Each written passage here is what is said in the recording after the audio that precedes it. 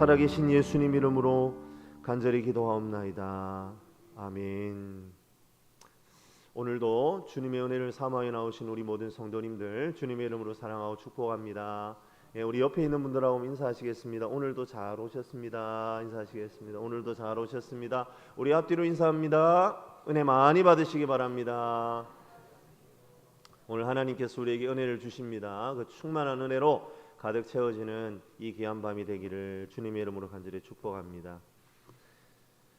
여름 비가 오는 날이면 시골 농가에 청개구리 울음소리가 그치질 않죠. 여러분들은 왜 이 청개구리들이 여름에 비만 오면 그렇게 슬피 우는지 아십니까? 제가 그 이유를 지금부터 말씀을 드리겠습니다.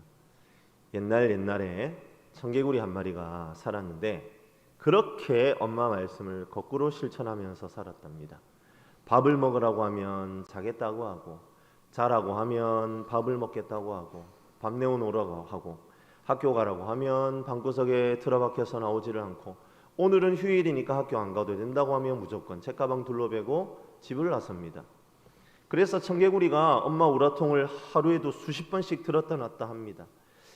하지만 청개구리 엄마는 어떻게든 이 철없는 아들을 바꾸어 보겠다고 수십 년을 인내하며 살아왔지만 아들 청개구리는 도무지 변화의 기미가 없었던 것입니다. 그리고 결국은 고생하다가 화병에 걸려서 청개구리 엄마가 죽을 날이 다가왔습니다.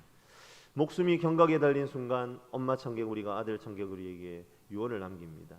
나 죽거들랑 너희 절대로 나를 산에 묻지 말고 강가에 묻어라. 청개구리가 묻습니다. 엄마 무슨 말씀이세요? 양지 바른 곳에 묻어드릴게요. 아니다 아들아, 너는 반드시 엄마를 강가에 묻어야만 한다. 절대로 나를 산에 묻으면 안 돼. 안 돼! 꼴까닥.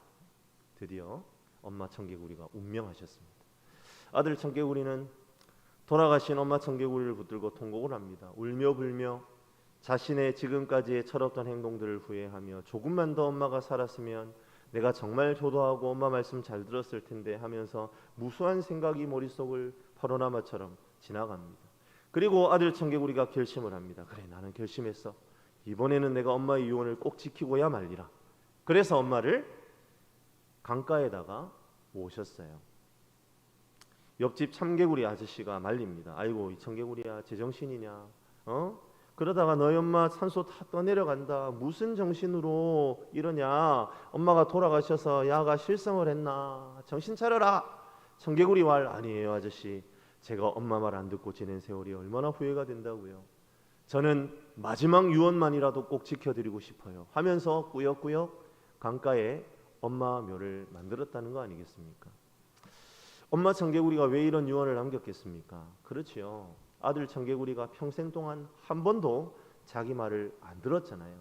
무조건 반대로 행동하니까 믿을 수가 없었던 겁니다. 그래서 강가에 묻으라고 하면 산에 묻을 줄 알았다는 거 아니겠습니까?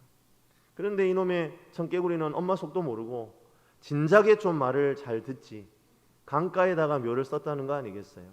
그리고는 그러한 매장 풍습이 청개구리들에게 관습이 되어서 대를 이어 청개구리들은 자신들의 부모님을 강가에다 묻는 풍습이 생겼다나 어쩌다나요. 그래서 지금도 여름에 비만 내리면 청개구리들이 자기 부모 산소 떠내려갈까 봐 그렇게 울어댄다는 거 아니겠습니까? 믿거나 말거나. 사랑하는 성도 여러분, 엄마 청개구리는 아들 청개구리에 대해서 믿음이 있습니까? 예, 엄마 청개구리에게 믿음이 있었습니다. 어떤 믿음이 있었습니까? 우리 아들은 끝까지 거꾸로 할 것이다 라는 믿음이 있었어요. 그런데 그 믿음이 진짜 믿음 맞습니까? 우리는 그런 것을 믿음이라 할 수 없습니다. 반대로 아들 청개구리는 믿음이 있었나요? 맞아요. 그에게도 믿음이 하나 있었어요. 어떤 믿음입니까? 엄마가 죽기 직전에 빈말을 할 리가 절대로 없다라는 믿음이 있었습니다. 그러니까 그 좋은 믿음 덕분에 강가에다가 묘를 쓰고 지금도 비만 오면 그렇게 엉엉 울고 있는 거 아니겠습니까? 하지만 그 믿음도 어떻습니까? 진짜 믿음 맞나요? 결코 우리는 이것도 진짜 믿음이라 말할 수 없을 것입니다. 오늘 우리가 함께 읽은 본문은 2장부터 4장에 걸친 예수님의 전반부 사역의 소결론과 같은 부분입니다. 2장에 가나의 혼인잔치로 시작이 되었지요. 그리고 4장이 다시 가나에서 표적을 보이시는 것으로 끝나는 것을 볼 때에 2장부터 4장은 하나의 묶음입니다. 한 세트란 말이에요. 가나의 혼인잔치를 시작해서 가나에서 놀라운 기적을 일으키시는 것으로 끝나는 한 묶음입니다. 그렇다면 요한복음의 저자인 사도 요한은 2장부터 4장까지의 한 단락을 통해서 우리에게 전달하려는 중요한 하나의 메시지가 있다는 겁니다. 그것은 바로 진짜 믿음에 대한 메시지입니다. 그렇기 때문에 3장과 4장에서 니고데모와 사마리아 여인을 대조해야만 했지요. 믿음의 문제는 혈통이나 성별, 학식의 높고 낮음의 문제가 아니라는 말입니다. 율법학자였고 하나님 나라에 정통했던 바리새인인 니고데모와 예수님의 만남은 그 결말조차 흐지부지할 만큼 어떤 의미 있는 결과를 만들어내지 못했습니다. 니고데모의 믿음은 있는 듯 하였으나 없는 것과 마찬가지였다라는 것을 간접적으로 우리에게 말해주지요. 반면에 사마리아인인데다가 여자이고 도덕적, 사회적으로 흠결이 많은 한 여인을 통해서는 어떤 역사가 일어납니까? 그 자신도 굳건한 믿음 위에 섰을 뿐만 아니라 많은 이들을 믿음의 길로 인도하고 있죠. 그리고 오늘 우리가 살펴보고 있는 본문을 통해 요한 사도는 왕의 신하의 아들을 고쳐주시는 예수님의 모습과 그 신하와 가족들의 반응을 통해서 다시 한번 참 믿음의 의미를 보여주고 2장부터 4장에 걸친 한 단락의 결론과 같은 마침표를 찍고 있습니다.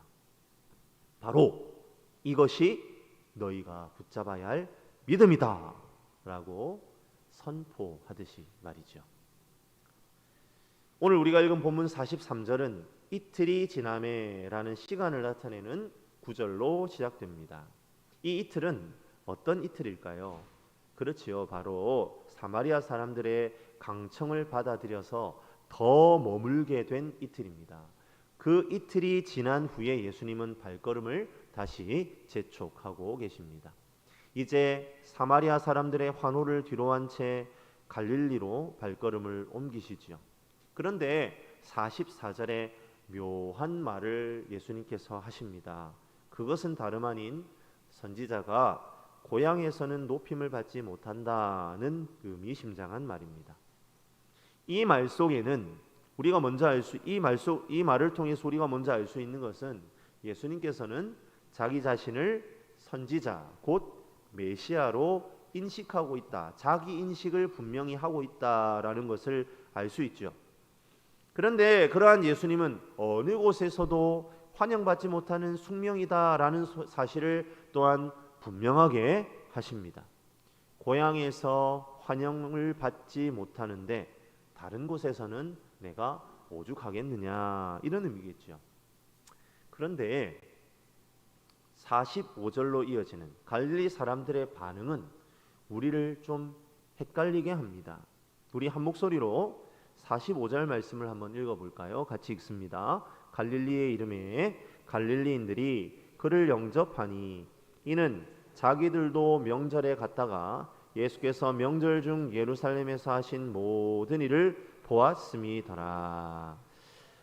막상 갈릴리에 도착하니까 지금 어떤 상황입니까? 예수님께서 분명히 선지자가 고향에서는 환영을 받을 수 없다 그렇게 얘기하셨는데 예수님이 말씀하신 대로 환영을 받지 못하는 게 아니라 그분을 알아보고 영접하더라는 겁니다.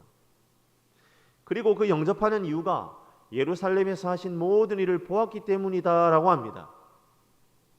예수님께서 예루살렘에서 하신 일이 무엇인지 정확하게 이야기해서 말하고 있지는 않지만 이 갈릴리 사람들이 명절 중에 예수님이 하신 일을 목격했다라는 것은 아마도 요한복음 2장 23절에서 이렇게 증명하는 것과 같은 부분인 것 같아요. 제가 2장 23절을 한번 읽어드리겠습니다. 6월절에 예수께서 예루살렘에 계시니 많은 사람이 그의 행하시는 표적을 보고 그의 이름을 믿었으나, 그러니까 우리가 알지 못하는 뭔가 많은 기적, 아마도 그런 놀라운 병을 고쳤거나 뭐 귀신을 쫓아내는 일들을 예루살렘에서 행하셨다는 거예요. 행하신 것 같아요. 그런 일을 행하신 예수님이 갈릴리 사람이라는 것을 갈릴리 사람들이 명절에 예루살렘에서 올라갔다가 보고 들었다는 거예요. 갈릴리는 이스라엘이지만 사실 유대 사람들에게는 버려진 땅이었거든요. 이방의 수탈이 심했기 때문에 이른바 독립운동을 하는 열성분자들이 대거 포진해 있었고 정치적 메시아를 기다리는 사람들이 많았습니다. 그런데 그런 동양 사람들이 선지자적 역사를 일으키니 흥분이 막 되었던 거죠. 44절에서는 예수님께서 환영받지 못할 것이다 라고 말씀하셨는데 45절에서는 영접을 받습니다. 이것은 예수님을 환영했다는 말입니다. 이것이 바로 요한 사도가 요한복음에서 즐겨 사용하는 아이러니, 즉 역설입니다. 역설.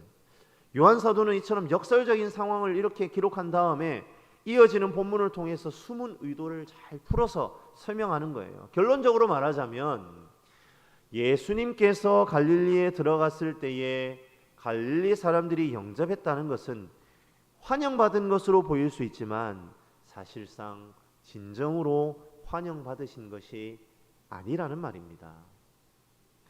겉으로는 갈릴리 사람들이 예수님을 환영하는 것처럼 보입니다. 하지만 예수님의 관점에서 그것은 올바른 영접이 아니라는 말입니다. 그 이유는 무엇입니까? 지금 갈릴리 사람들은 하나의 안경을 끼고 예수님을 바라보고 있기 때문입니다. 어떤 안경입니까? 바로 45절에 예수께서 명절 중에 예루살렘에서 하신 일, 그 하신 일이라는 안경, 그 하신 일이라는 안경을 보고 지금 안경을 끼고 지금 예수님을 보고 있다는 거예요.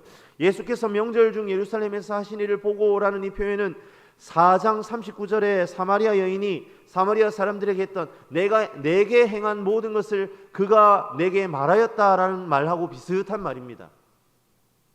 앞서 4장 39절에서 사마리아 여인의 그 말은 그녀가 예수님을 어떻게 보고 있는지를 간접적으로 말해주는 거예요. 사마리아 여인은 예수님이 메시아 되심에 대한 확신 없었습니다. 자신의 과거를 다 아는 점쟁이 수준으로 그분을 생각했지만 그래도 어렴풋이 메시아에 대한 이야기를 듣고 자란 여인이 사마리아 사람들에게 예수님을 소개했죠. 그 말만 듣고도 사마리아 사람들은 예수님을 믿었다라고 성경이 기록해요. 그런데 그 예수님을 믿은 사마리아 사람들이 예수님과 이틀의 시간을 보낸 후에 더 온전히 예수님을 깨닫게 되고 비로소 사마리아 사람들이 예수님을 구주이신 줄 알았다라고 다시 한번 강조하고 있습니다. 그것이 4장 42절의 말씀입니다. 오늘 우리가 읽지는 않았지만요, 우리 42절 말씀도 같이 한번 읽어볼까요? 같이 읽겠습니다. 그 여자에게 말하되 이제 우리가 믿는 것은 내 말로 인함이 아니니 이는 우리가 친히 듣고 그가 참으로 세상의 구주신 줄 알미라 하였더라. 제가 자꾸 왔다 갔다 하니까 좀 헷갈릴 수 있는데 안 와도 헷갈리지 않습니다. 제가 설명을 드릴게요. 지금 45절에서 갈릴리 사람들이 예수님을 영접하는 것은 사마리아 사람들이 여인의 말을 듣고 믿은 것과 같은 거라는 말이에요. 왜 그렇습니까? 그러니까 자기 마음속에 그려놓은 예수님을 믿은 것이란 말이죠. 지금 갈릴리 사람들은 예루살렘에서 놀라운 기적을 행했던 예수님이라는 관점으로 예수님을 보고 있어요. 사마리아 여인은 어땠다고요? 와, 내 과거를 다 알고 있는 점쟁이 같은 아주 능력이 있는 신령한 사람. 그렇게 예수님을 봤다는 거예요. 놀라운 표적을 일으키고 그래서 결국은 로마의 압제와 귀족들의 폭거로부터 우리를 구원할 정치적 메시아로 예수님을 마음속에 그려놓고 환영하고 있는 겁니다. 이것은 우상 숭배와 다를 것이 하나도 없는 가짜 믿음입니다.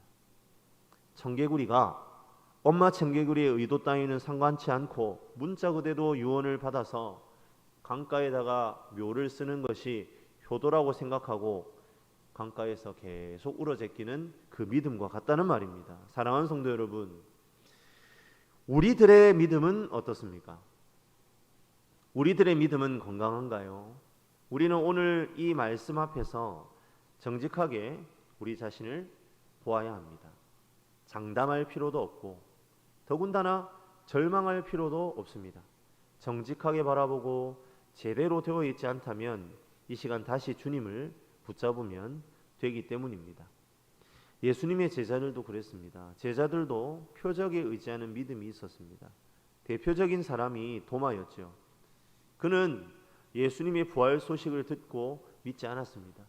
그래서 예수님의 손의 못자국과 옆구리 창자국을 확인해야만 믿겠다고 했어요.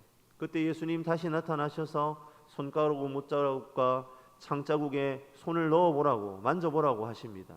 그제야 비로소 도마는 나의 주님이시요 나의 하나님이십니다 라고 고백을 합니다. 하지만 예수님께서 이러한 도마의 고백을 들으시고 참으로 중요한 말씀을 하십니다. 우리 말씀을 한번 찾아보겠습니다. 요한복음 20장 29절입니다. 우리 같이 한번 찾아볼게요. 요한복음 20장 29절입니다. 자, 우리 찾으셨으면 우리 앞에 스크린에도 있으니까요. 같이 한번 읽어보겠습니다. 예수께서 이르시되 너는 나를 본고로 믿느냐? 보지 못하고 믿는 자들은 복되도다 하시니라. 요한복음에서 가장 큰 표적은 예수님의 부활이죠. 그 부활을 보고 도마가 참 신앙의 고백을 합니다. 그런데 요한복음은 이처럼 눈으로 부활의 표적을 확인했던 사람들이 하나둘씩 세상을 떠나갈 때에 기록된 복음서입니다. 사도 요한은 예수님의 말씀을 빌어 보고 믿는 자보다 말씀을 통해 믿는 것이 더 복되다라고 가르칩니다. 보이는 것이 아닌 보이지 않는 말씀을 붙드는 것이 진짜 믿음이라는 말이죠. 그런데 오늘 갈릴리 사람들은 어떻습니까? 표적을 보고 예수님을 믿고 환대합니다. 하지만 예수님께서 자신들의 욕구를 제대로 충족시키지 못한다 여기면 언제든지 쓸모없다고 버릴 것입니다. 그 대표적인 인물이 누구입니까? 그렇지요. 바로 가룟 유다입니다. 그는 갈릴리 출신의 예수님의 제자였습니다. 그런데 결국 따라다닌 예수님의 공생의 기간이 허송세월이라 판단되자 예수님을 팔아버리는 자리에 이르지 않습니까? 우리의 믿음은 어떠합니까? 내 욕구를 충족시키는 방향으로 예수님을 믿고 있다면 그 믿음은 바른 믿음이 아닙니다. 가짜입니다. 물론 내 안에 예수님께서 만져주시고 일으켜주시고 회복시켜주신 흔적이 있다면 그것이 믿음의 길로 인도함받는 도구가 될 수는 있습니다.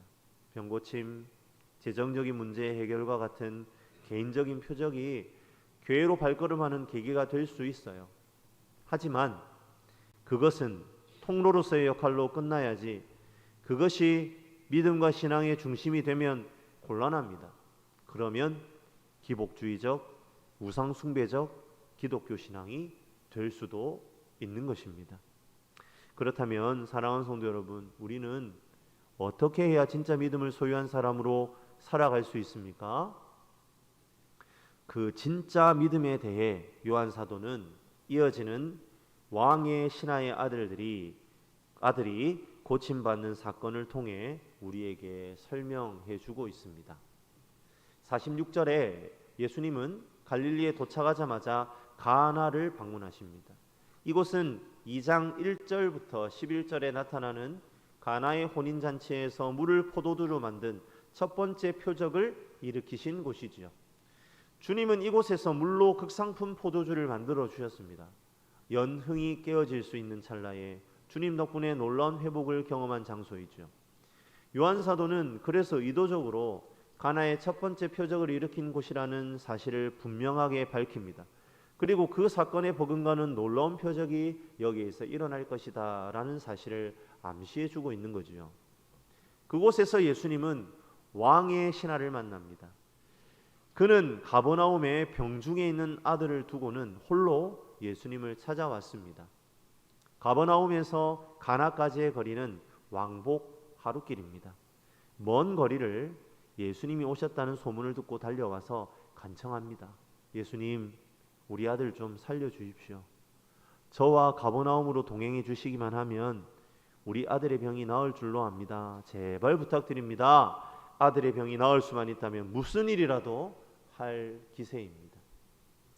여기에서 왕은요, 헤롯 안디바를 지칭합니다.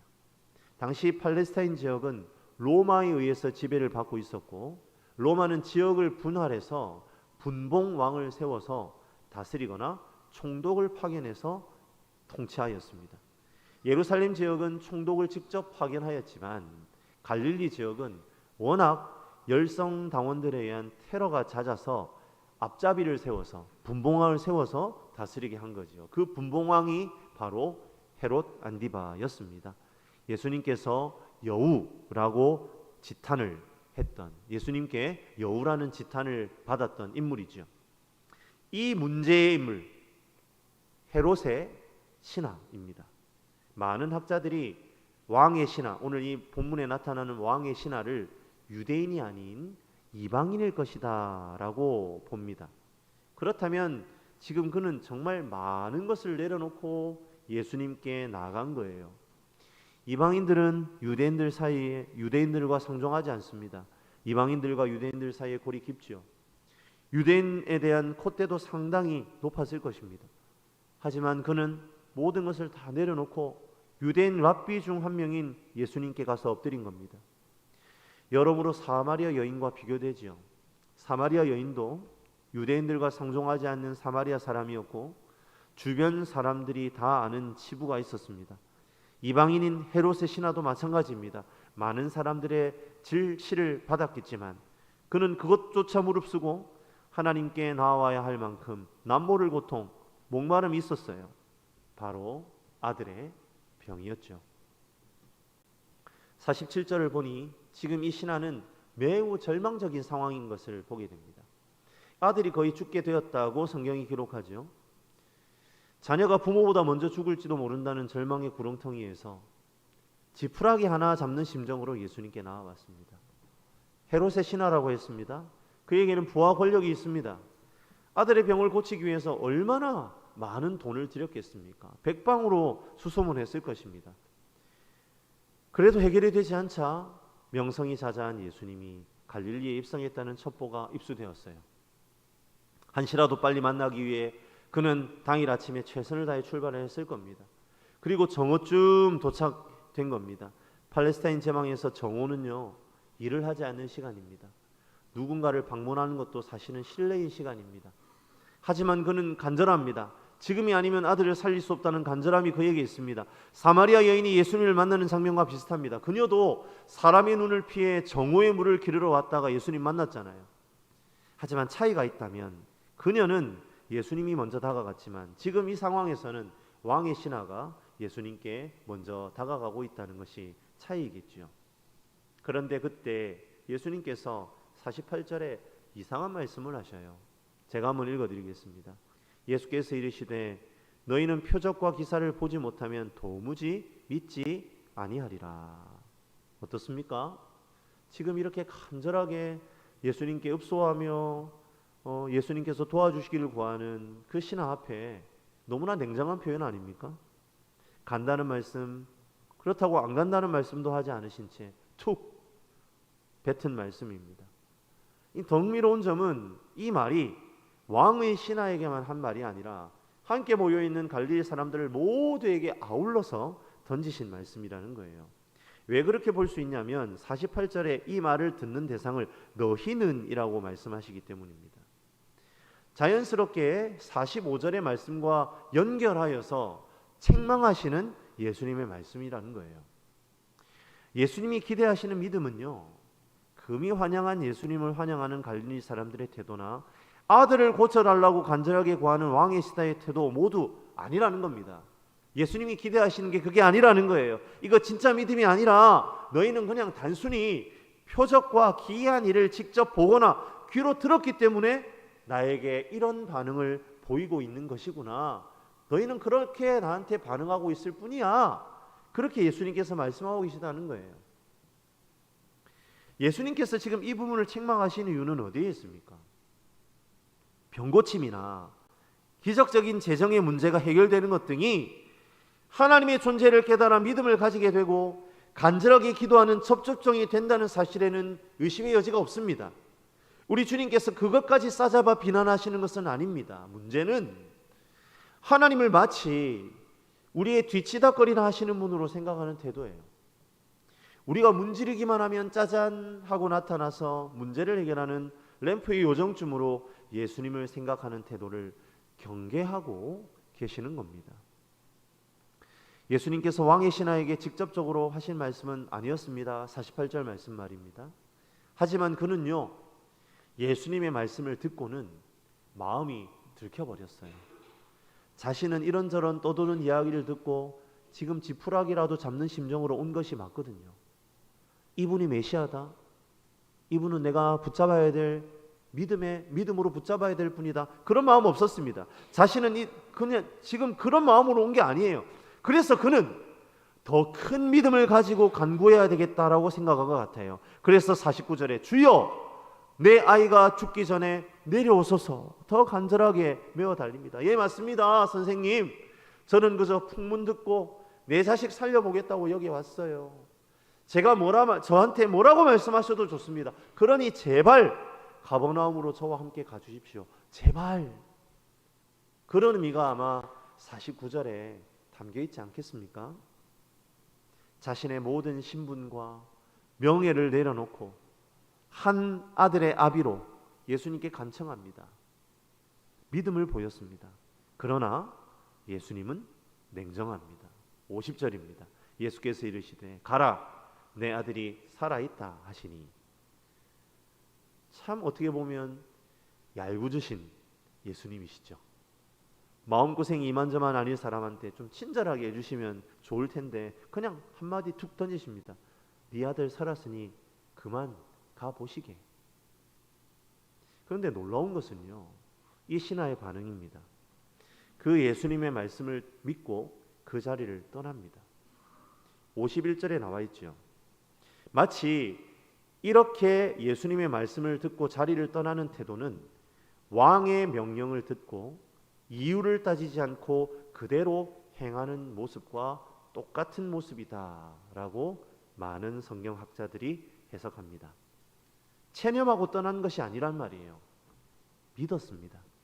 마치 자신의 과거를 들키고 예수님을 새롭게 발견하여 동네로 뛰어갔던 사마리아 여인처럼 예수님의 책망을 들은 왕의 신하는 더 높은 차원의 믿음으로 도약했던 것입니다.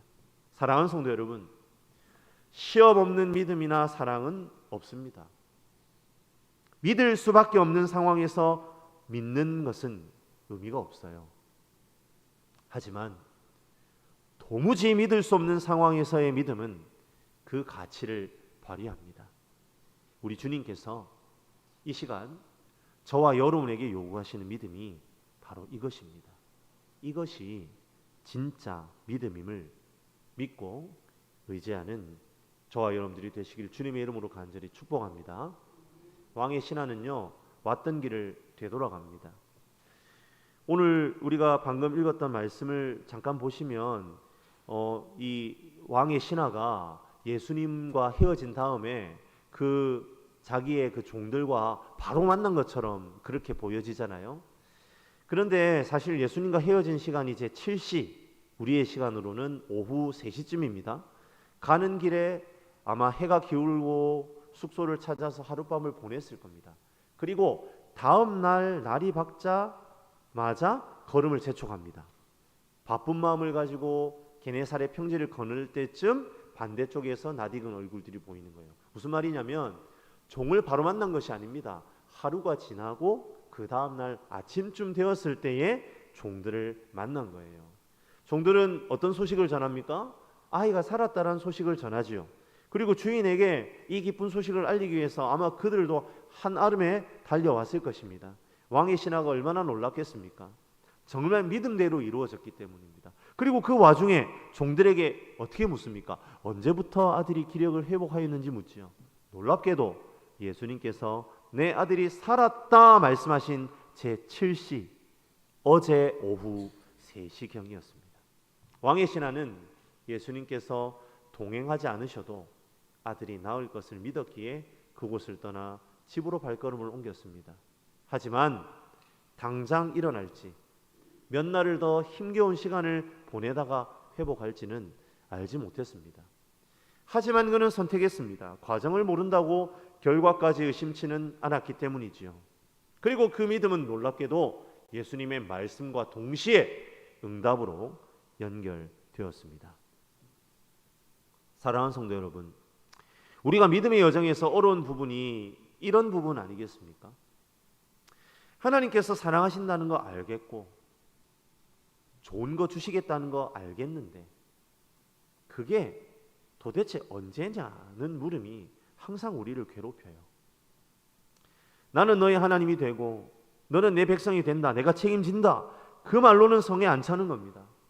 직장 주신다는 거 알겠는데 그게 도대체 언제쯤이란 말입니까? 우리 청년들의 영원한 숙제 아니겠습니까?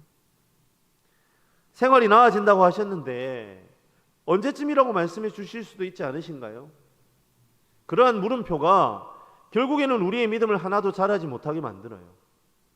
우리의 믿음이 가짜에 머무르게 하는 겁니다.